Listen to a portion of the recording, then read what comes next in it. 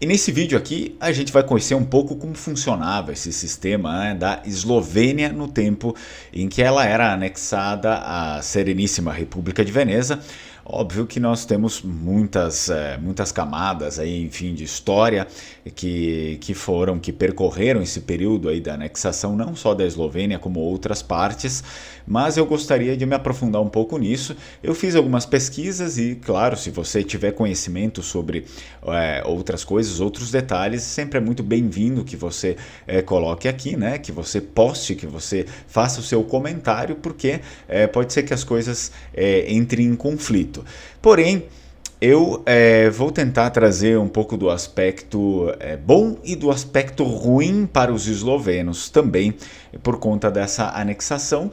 É óbvio que, né, o mundo não é perfeito, o mundo não é cor-de-rosa e ao mesmo tempo que eles tiveram coisas boas, tiveram coisas ruins também com essa anexação. Vamos lá, primeiro eu peço para você curtir o vídeo, para se inscrever no canal e, claro, não esquece aí de ativar o sininho das notificações para receber sempre o conteúdo. Muitas pessoas ficam falando, parou de postar os vídeos. Como parou de postar? Tem vídeo todo dia aqui, que você não apertou aí o sininho das notificações e não recebe essas notificações aí em dia, ok?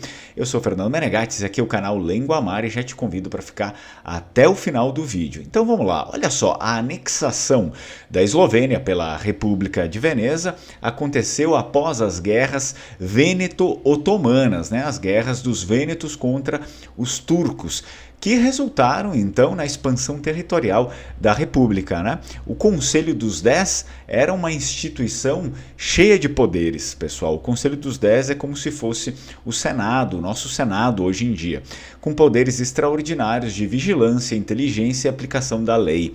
Essa instituição, então, ela desempenhou um papel significativo na manutenção do controle sobre as terras conquistadas, incluindo, é claro, o território atual da Eslovênia, não só a Eslovênia, como todos os outros territórios. Então a economia vêneta, ela se baseava principalmente no comércio marítimo, especialmente no comércio de especiarias e seda do Oriente, o que proporcionava grande riqueza à República dos Vênetos. A Eslovênia, como parte do território controlado pela República, estava inserida nesse sistema econômico e político, contribuindo então para os interesses e lucros da República de Veneza. A administração direta da Eslovênia, que é uma curiosidade de muitos, e a gente precisa então falar um pouco sobre cada local também, né? Ver as particularidades de cada local que foi anexado naquele período, mas a administração direta da Eslovênia e das outras áreas sob o controle vêneto era realizada por uma série de representantes nomeados pela República de Veneza. Esses funcionários eram normalmente enviados de Veneza para governar e administrar as províncias, garantindo a coleta de impostos, o cumprimento das leis e a manutenção da ordem pública. Além disso, a nobreza local poderia ser cooptada para colaborar com as autoridades vênetas no controle das terras anexadas. Então, a gente vê que existia assim, uma preferência das autoridades vênetas de mandar pessoas que fossem pessoas já, enfim, com uma carreira e pessoas que fossem de confiança lá da República para administrar esses locais, né?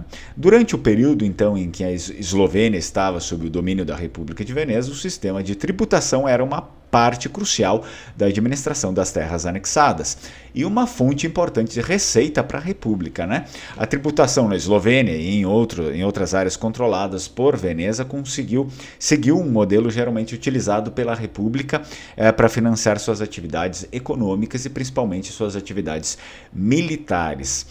A tributação vêneta na Eslovênia era baseada em várias categorias de impostos e taxas que eram aplicadas ao povo local. Alguns dos principais tipos de tributos incluíam, eu destaquei aqui alguns deles, né? Imposto territorial era um imposto, né, sobre as terras e propriedades dos cidadãos, incluindo terras agrícolas, casas e propriedades comerciais. Esse imposto variava de acordo com o tamanho e a produtividade da propriedade. É o que a gente paga hoje também, né, com o nosso IPTU. Imposto sobre comércio. Então, Veneza era uma potência comercial e o comércio era uma importante fonte de riqueza para a República. Óbvio que eles iriam ter um imposto disso aqui. Portanto, havia impostos sobre a importação e exportação de mercadorias que passavam pelos portos vênetos. Isso também incluía produtos provenientes ou destinados à Eslovênia. Imposto sobre bens de consumo, diversos produtos e mercadorias eram tributados para aumentar a receita da República. Isso poderia incluir itens como sal, vinho, azeite, tecidos, entre outros bens. Também tínhamos o imposto sobre transações, certas transações comerciais e financeiras também poderiam ser taxadas para contribuir com o Tesouro Vêneto da época. Isso significa que a coleta dos impostos era realizada pelas autoridades locais designadas pela República de Veneza, muitas vezes em colaboração com a nobreza local, lá da Eslovênia, né? A eficiência da arrecadação de impostos foi uma preocupação constante da República de Veneza e medidas eram tomadas para garantir que a receita tributária fosse maximizada e que a sonegação fosse sempre minimizada. Então, alguns aspectos relevantes a serem considerados sobre os direitos dos eslovenos durante esse período incluíam que os eslovenos não eram considerados cidadãos vênetos e, portanto, não possuíam os mesmos direitos políticos e sociais que os membros da nobreza, principalmente, né, da nobreza vêneta. Eles não tinham o direito de participar do governo, né, votar nas eleições ou influenciar diretamente as políticas da República. Obrigações. Os eslovenos estavam sujeitos a obrigações e deveres para com a nobreza vêneta e as autoridades, né?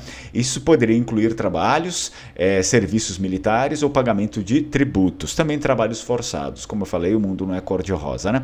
Restrições sociais. A mobilidade social para os eslovenos era limitada e o acesso a cargos importantes ou posições de destaque na administração da região geralmente era reservada aos vênetos ou à nobreza local eslovena que cooperava com Veneza.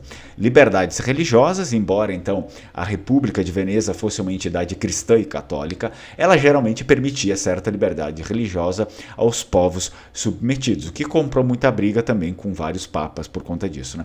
Incluindo os eslovenos, eles tinham essa liberdade aqui. Portanto, eles tinham o direito de praticar sua fé, embora dentro dos limites impostos pelas autoridades vênetas. Proteção legal. Os eslovenos tinham o direito de recorrer às leis vênetas em busca de proteção e justiça.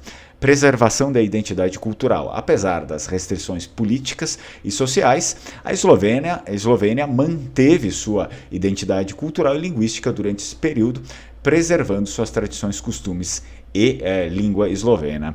A pertença da Eslovênia à República de Veneza trouxe alguns benefícios para a região, embora também tenha havido desafios e limitações associados ao domínio, né, ao domínio vêneto. Alguns dos principais benefícios. Bem, a gente já fez uma lista aí de algumas coisas que não eram tão boas para eles, né? É impossível ter tudo bom. Vamos lá para as coisas boas agora.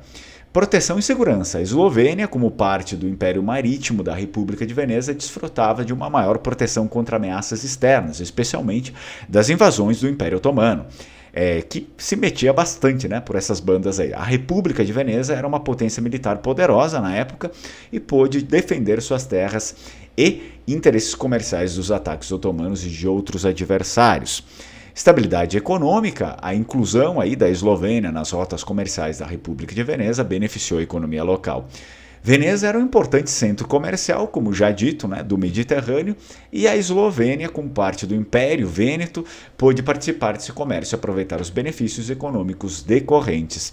Acessos a novas oportunidades comerciais. A integração na rede comercial vêneta permitiu que a Eslovênia estabelecesse relações comerciais com outras regiões da Europa e do Mediterrâneo, ampliando suas oportunidades de negócios e trocas culturais.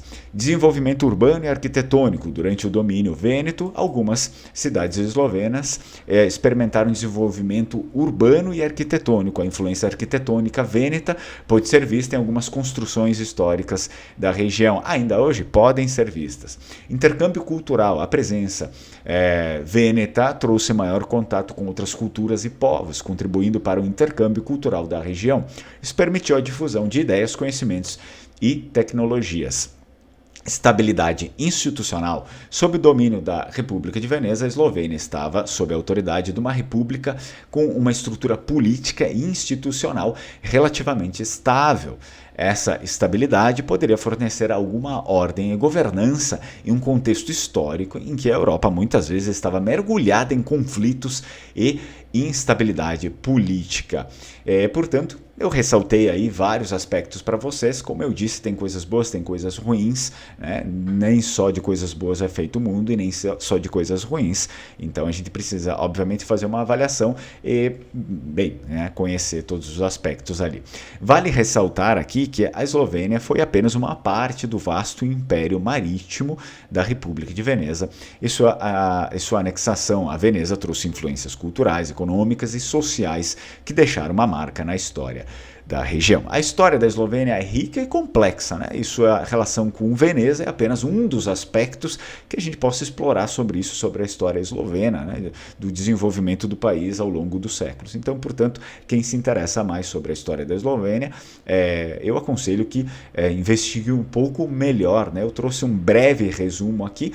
Obviamente, existe muito mais coisa para a gente explorar aqui, provavelmente vamos explorar ao decorrer do tempo, mas esse aqui foi um breve resumo, porque, sinceramente, é uma curiosidade minha e curiosidade de muitas pessoas aqui do canal, muitos inscritos, de como funcionava, né, as bases do sistema na época, a base política daqueles que eram anexados. Então a gente já conseguiu ver que, ao mesmo tempo que eles ganhavam muitas coisas boas ali por pertencer muito ao desenvolvimento, existia sim uma certa restrição política também, obviamente para manter os interesses do Estado Maior, que é a Sereníssima República de Veneza. Se vocês forem observar isso em todo o Império, funciona basicamente desse jeito, mas existia também uma certa liberdade, como eu apontei para vocês, uma certa liberdade que muitos e muitos impérios não deixariam isso, né, ficar barato. Então espero que você tenha gostado desse vídeo aqui. Se tem outros aspectos para apontar, se tem alguma coisa, enfim, que viu, não era bem assim, era isso, era aquilo, deixa aqui nos comentários, tá? Pode deixar aí nos comentários e, enfim, se você não tiver nada para escrever, deixa um emoji, porque vai ajudar, né? Ajuda o canal. É importante que você tenha essa interação com o canal para o YouTube perceber que o vídeo, enfim, é importante, né? É importante para você. Se é importante para você, ele vai também destacar esse vídeo aqui no meio, né, dessa pauta. Enfim, ele vai destacar para outras pessoas. Eu acho que é relevante que outras pessoas também tenham acesso a muita coisa que tem aqui. Ok? Combinado? Então, agradeço vocês mais uma vez e se vedemos. Tchau, tchau. Strucon.